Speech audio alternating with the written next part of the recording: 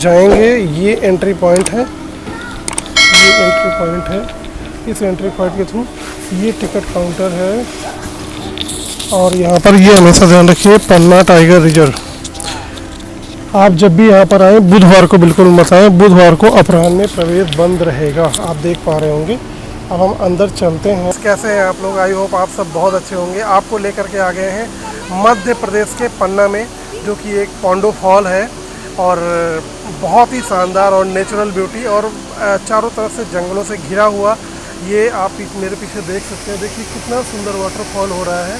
और आपको हम बाकी और भी सारी चीज़ें दिखाते हैं। यहाँ का टिकट क्या है, प्राइस क्या है, गाइड कैसे अवेलेबल है, कैसे सारी फैसिलिटीज़ है। तो आइए चलते हैं देखने के लिए और आपको दिखाते हैं पांडव फॉल।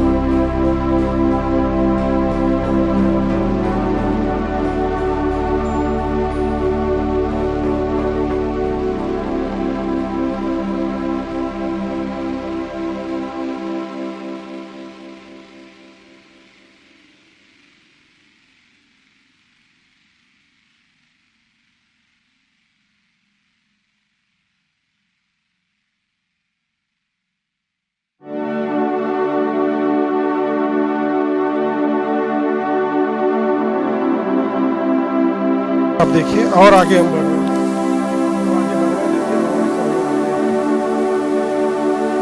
यहाँ से फिर से देखिए, आपको यहाँ से देखिए, वाह कितना सुंदर व्यू है, कितना सुंदर व्यू है।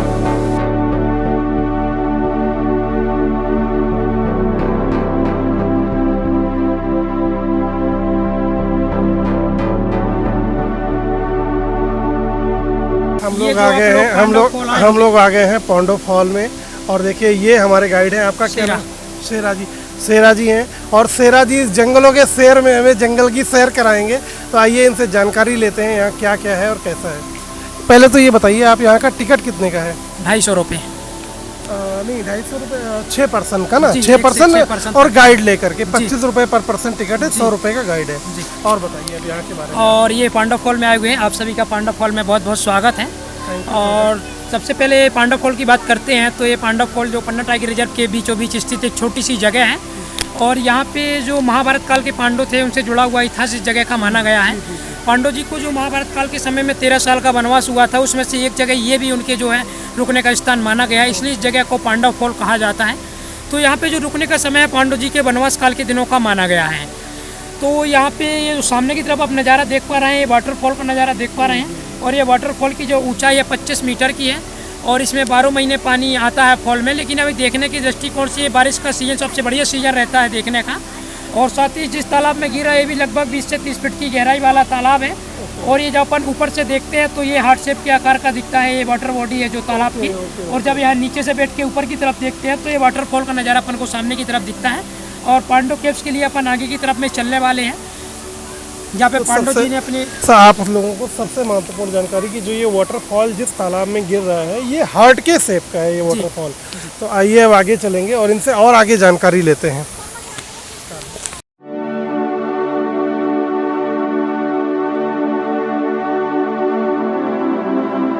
ये पांडव फॉल जो नाम है इस जगह का, तो यहाँ पांडव गुफा अपन को इस साइड में चल करके देखना है, जैसे मैंने आपको बताया था कि वनवास काल के दिनों की जगह है यहाँ पांडव जी की।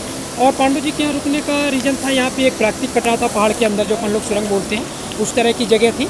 और पानी की उपलब्धता के कारण जो है पांडव जी के यहाँ रुकने का स्थान माना गया है वनवास काल के दिनों में। ये जो पीछे की तरफ झरना देख पा रहे हैं, प्राकृतिक झरना है जो पूरे 12 महीने आता है और 12 महीने पानी की उपलब्धता रहती है। ये पीने की दृष्टिकोण से बहुत ही अच्छा पानी माना जाता है।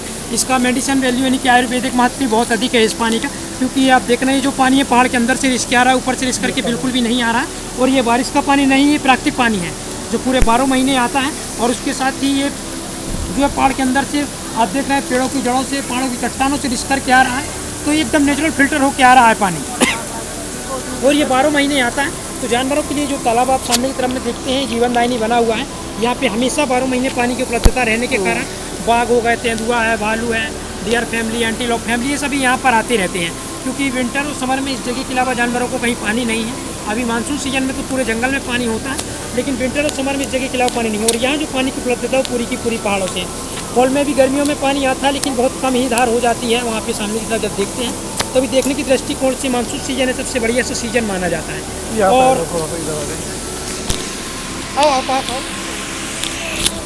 और उसके साथ ही ये जो आप घर बने हुए देख रहे हैं, ये पन्ना राजा के जो है छत्रसाल के जो है शिकार गाय घर दिख रहे हैं। तो जब राजा महाराजाओं का शासनकाल था तो सबसे बड़ी चीज़ उस समय ये थी कि जानवरों को शिकार में पाबंदी नहीं थी, जो आज अपने समय में हो गई है। और उस समय के जो राजा महाराजा थे वो काफ़ी शिकार करने का शौक रखते थे, तो वो जो है यहाँ पे शिकार की लाया करते थे, क्योंकि यहाँ पानी की। हाँ, ये सभी शिकार गाय घर दिख रहे हैं पन्ना राजा के, जो पांडु केव से इसके पीछे वाला हिस्सा है वो सामने तरफ में दिख रहा है। तो यहाँ पे छिप करके उनका शिकार किया जाता था जानवरों का। अब आज के समय में तो काफ़ी पाबंदी हो गई इस शिकार में, लेकिन जब राजा महाराजाओं का समय था उस समय कोई पाबंदी नहीं थी। तो तालाब में पानी की उपलब्धता उस समय भी थी और आज के समय में भी है। तो यहाँ पर जानवरों का आज भी आना जाना, जैसे कि अपन ने भालू के स्क्रैचेस देखे, और भी जानवर आते रहते हैं। तो इस कारण से और रात के समय में काफ़ी चहल पहल होती है। और अगर जैसे बारिश होती है, गर्मी का सीजन होता है, तो जानवर यहाँ आके कभी कभी गुफाओं में भी बैठ जाते हैं। यहाँ जब बाघ आता है तो हम लोगों को पता चल जाएगा, क्योंकि उसमें रेडियो कॉलर है। उसके अतिरिक्त जो कोई भी जानवर आता है तो पता नहीं चल पाता, तो अपन को दिख ही जाएगा, तभी कंफर्म हो पाता है कि कोई जानवर है।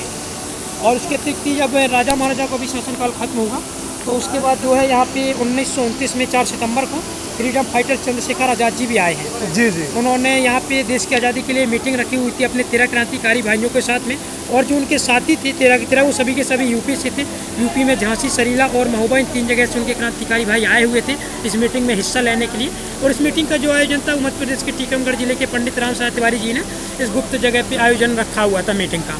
और मीटिंग थी ब्रिटिश शासन के खिलाफ कि किस तरह से अपने यहाँ से ब्रिटिश शासन को भगाना है, इस संबंध में जो है उन्होंने गुप्त जगह पे मीटिंग, और लगभग उस समय यहाँ आसपास के एरिया में आखिरी मीटिंग मानी गई है उनकी गुप्त मीटिंग। और क्योंकि 1929 के बाद 31 में उनकी 10वीं इलाहाबाद में मानी जाती है, तो यहाँ आखिरी मीटिंग थी। फिर उदयन नमक चारवाही ने जो है उनकी मीटिंग को होते हुए देख लिया और ब्रिटिश शासन को इसकी जानकारी दी। जब एक चारवाही के द्वारा ब्रिटिश शासन को यहाँ गुप्त जगह का पता लगा, तो फिर ब्रिटिश शासन ने जो है यहाँ दोबारा उनकी मीटिंग नहीं होने दी। तो उस समय के समय में, आसपास के समय में आखिरी मीटिंग मानी जाती है उस समय की चंद्रशेखर आज़ाद जी की। और वर्तमान समय में ये जगह जो है पन्ना टाइगर रिजर्व के बीचों बीच है, तो इसलिए जानवरों का काफ़ी आवागमन, चारों तरफ जंगल आप देख ही रहे हैं, नेशनल पार्क का एरिया है, तो यहाँ पर आती रहती है। तो आशा है कि आप लोगों को हमारे सेरा जी ने बहुत ही महत्वपूर्ण जानकारी यहाँ के विषय में दी है और आप सबको बहुत अच्छा लगा होगा। आप लोग हमारे चैनल को देखते रहिए और सब्सक्राइब करिए। ऐसी ही नई नई वीडियोज़ और नई नई जानकारी आपको हम उपलब्ध कराते रहेंगे।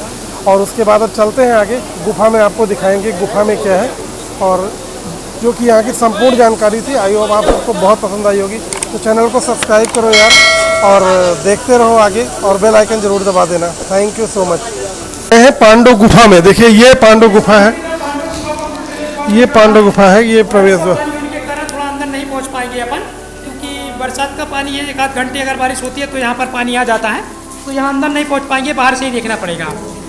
ये देखिए पांडव गुफा है, फिर थोड़ा सा अंदर कीचड़ है, क्योंकि बहुत ही हमारी पुरानी धरोहर है जो इन लोगों ने संजो के रखा हुआ है, जिसे हम देखने आ पा रहे हैं आज की डेट में। यही बहुत बड़ी बात है हमारे लिए।